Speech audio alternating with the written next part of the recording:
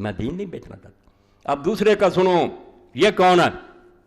یہ ہیں حضرت عبد الرحمن بن ابی بکر، چوٹی کے آدمی خریدے جا رہے ہیں کہ بس یہ چپ کر دیں، باقی لوگ تو پہلے ہی چپ، 20 سال ہو گئے کھا پی رہے ہیں، جانوروں کی طرح رہ رہے ہیں، جو تھے کچھ دانے وہ میں نے رگڑ دیے۔ عبد الرحمن بن ابی بکر کو بھی پیسہ بھیجا۔ یہ دیکھ لیں آپ تاریخ المسجد ہے، کون لوگ لکھ رہے ہیں، ان سے کوئی زیادہ مستند آدمی ہوتا میں اس کو پڑھتا، مولانا عبدالحی لکھنوی رحمۃ اللہ، موطا امام مالک کی شرح حاشیہ لکھا، اور اس میں لکھتے پیسے مسلمانوں کا بیت المال لوگوں کے ایمان خریدنے کی دیا جا رہا۔ تو فرماتے ہیں کہ عبد الرحمن بن ابی بکر رضی اللہ تعالیٰ عنہ جو تھے ان کو بھی پیسہ بھیجا، اسی طرح بھیجا کہ 1,00,000 لے لو اور ساتھ دے دو اس کا ہاں کہاں گیا وہ 200 سے ساتھ، اور جو اس طرح نہیں مانے ان کا علاج دوسری طرح کیا، ان کو مارا ڈنڈے کے زور سے، انہیں قائل کیا۔ اچھا چلو پھر اس کو دیکھ لیں۔ اب یہی عبد الرحمن میں پھر حوالہ نکال، مسجد نبوی میں کیا ہو رہا، کون سی مسجد ہے؟ یہاں جبریل نازل ہوتے تھے، 1000 نماز کا ثواب، اللہ کے رسول خطبہ دیتے، وہاں کا احترام بھی ختم ہو گیا، بیعت کے حوالے دیتے ہیں۔ اس طرح کی بیعت تو آپ لوگ بھی کیے بیٹھے ہیں، جتنے ظالم ہیں مسلمان ملکوں، آپ سارے پھر ان کے مباین ہیں۔ یہ 8ویں جلد ہے فتح الباری کی، کتاب التفسیر ہے، صحیح بخاری 4827 نمبر حدیث کا۔ کانا مروان علی الحجاز استعمل معاویہ، اسلام یہ کہتا تھا، مروان کو گورنر بنا دیا حجاز پر امیر معاویہ نے، فخطب، ایک دن جمعے کا خطبہ دینا شروع کیا نا، وہاں سے چٹھی آ گئی نا کہ میدان ہموار کرو، فجعل یذکر یزید ابن معاویہ لکی یبایع بعد ابیہ، کہا کہ امیر المومنین کو اللہ نے ایک بہت اچھی تجویز سجائی ہے، وہ چاہتے ہیں کہ اپنے بعد اپنے بیٹے کی بیعت لے لیں، تو تم لوگ ان کی بیعت کرو۔ آگے شرح میں بتایا پھر دوسری حوالوں سے کہ اس نے ساتھ ہی یہ کہا ان اللہ ارا امیر المومنین فی ذراع حسن وإن یستخلفہ فقد استخلف ابو بکر عمر۔ اس طرح دین کو یہ لوگ مسخ کرتے ہیں اپنی ضروریات کی۔ امیر المومنین کو اللہ نے ایک بڑی اچھی بات سجائی ہے، اور اگر وہ اپنی زندگی میں خلیفہ نامزد کر رہے ہیں تو ابو بکر نے بھی عمر کو خلیفہ مقرر کیا تھا۔ جب یہ بات کہی قال عبد الرحمن بن ابی بکر شایا، تو امام بخاری رحمۃ اللہ علیہ تو یہ وہ پردہ رکھ جاتے ہیں، اسی لیے ان کا الو سیدھا ہو جاتا ہے کہ ابو بکر کے بیٹے عبد الرحمن نے کچھ کہا، کیا کچھ کہا وہ نہیں بیان کیا۔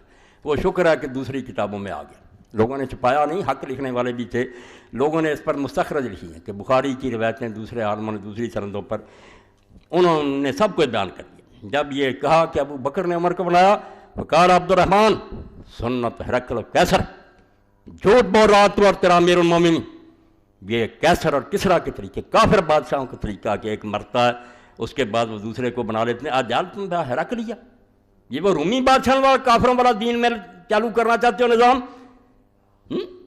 تو بایعون لابنائکم، کہ اپنے بعد بیٹوں کو دائرہ جائیداد، اور بعد میں تو پھر یہ بھی نہ رہا کہ چلو زندگی میں کسی سے پوچھ لو، پھر آٹومیٹک ہی بیٹا بنتا رہا، وہ بچہ ہو یا عورت ہو بن جاتے رہے۔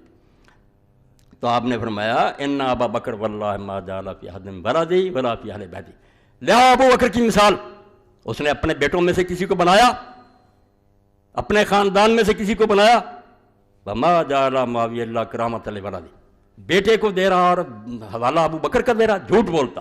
تو اس پر کیا ہوا پھر؟ صحیح بخاری میں پڑھ لو کہ ادب ہوا عبد الرحمن کا، مسجد نبی کا لحاظ ہوا، فقال خذوہ، حکم دیا اس نے مروان نے کہ پکڑ لو اس کو، گرفتار کر، یہ بیعت ہو رہی ہے، خلیفہ بن رہا ہے۔ فدخل بیت عائشہ فلم یقدر علیہ، وہ حضرت عائشہ کے گھر میں گھس گیا، اپنی بہن کی قابو نہیں کر سکے۔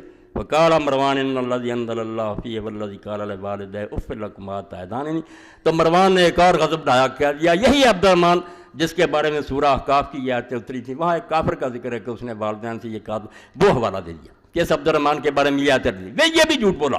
فقالت عائشہ من وراء الحجاب ما انزل اللہ فینا شیئا من القرآن الا ان اللہ انزل عذری، اما عائشہ بولی کہ جھوٹ بول رہا ہے، ابو بکر کے خاندان کے لیے اللہ نے کچھ نہیں اتارا سوائے ان آیتوں کو جو میری بریت کے لیے آئی، تو میرے بھائی کو بدنام کر رہا، کافروں والی آیتیں اس پر چشمہ کر رہا۔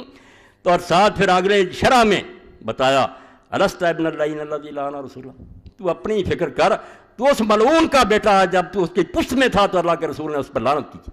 تو حکم کا بیٹا جس کو حضور نے مدینہ سے نکال دیا تھا تو اس ظالم کا پتر. اور اما عائشہ نے کہا اس لعنت کا ایک ٹکڑا تو بھی ہے. اب ذہبی نے دوسرا پہلے لکھا ابن حجر کے سند جید بعد میں مکر گئے کہ نہیں حضرت عثمان کا چچا. اس پر علامہ البانی صاحب نے جو سلسلۃ الاحادیث صحیحہ میں لکھا وہ میں بتا دیتا ہوں, اس کو پڑھ لیں. اب یہاں نہیں پیش کر سکتا, پڑھ لیں. اس نے کہا اسی سے تو علم حدیث بدنام ہو گیا کہ تم لوگ رعایت کرتے ہو, کہیں لکھتے ہو سند جید ہے, راوی پکے ہیں. اب حکم کی باری ہے حضرت عثمان کے چچا کہ تم نے سارے اصول بدل دیے. خدا کا خوف کرو, دین کو تباہ نہ کرو. اگر لعنت کی تھی حضور نے تو کی ہے, صحیح حدیث ہے, بالکل ایک جلد میں انہوں نے اکٹھی کر دی کہ لعنت کی تھی اسی لیے مدینہ میں داخل نہیں ہوتی. تو اما عائشہ نے کہا تو اس کا بیٹا ہے جس پر حضور نے لعنت کی تھی اور تو اس کی پشت میں تھا. اور واقعی یہ لعنتی نکلے سارے جو مروان سے پیدا بھی ہوئے. فرمایا تھا اس حکم پر بھی لعنت ہے, اس کے بیٹوں پر بھی لعنت, سارے گندے نکلے. اب عمر بن عبدالعزیز کا کیا وہ بیٹا تھا, وہ تو بعد میں پوچھتے ہیں قیامت تک ساروں کو فرمایا. تو یہ دیکھیں کہ کیسا اندھیر ان لوگوں نے مچا رکھا تھا کہ پکڑ لو اما عائشہ گھر میں چھپے, ₹1,00,000 بھیج دو. وہ کسی کو عبداللہ بن عمر کو کہا, کبھی حضرت عبد الرحمن بن ابی بکر کو بھیجا. لوگ جو تھے ان کو اس طرح خرید لیے, اور جو نہیں مانتے تھے ان کا علاج دوسری